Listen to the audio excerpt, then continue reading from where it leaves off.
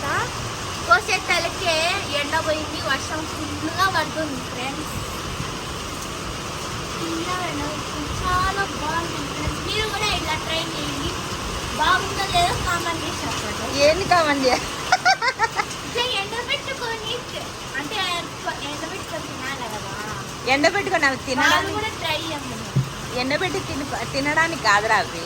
ఎండబెట్టి కర్రీలోకి, పప్పులోకి. ఎండ వెళ్ళిపోతుంది కదా వర్షాకాలము, అప్పుడు పప్పు చేసుకొని సంగటి చేసుకుంటే పప్పులో వేసుకుంటే బాగుంటుంది.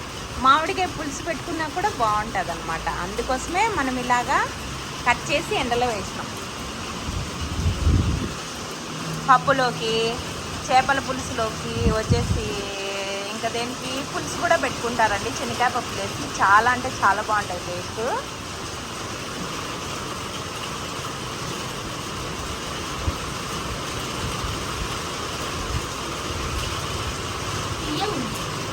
తీయగుందా? ఇంకా ఇప్పుడు అంతేరా, సీజన్ అయిపోయిందా, తీయగానే ఉంటుంది.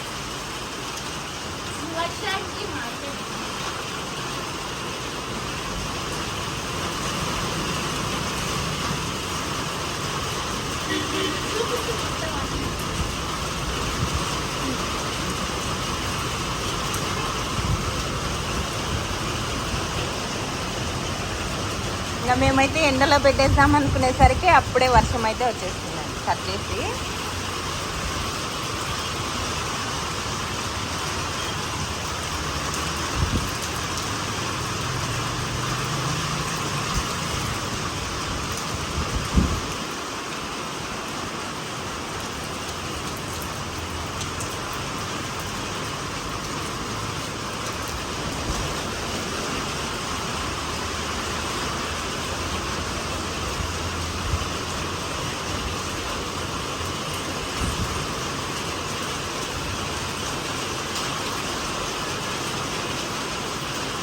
ఏమిన్నోడు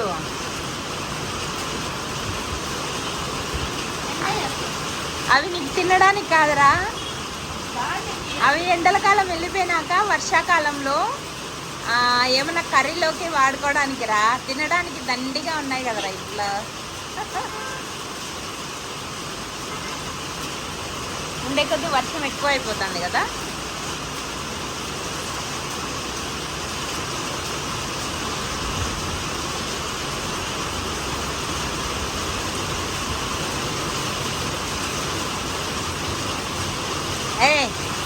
అది నువ్వు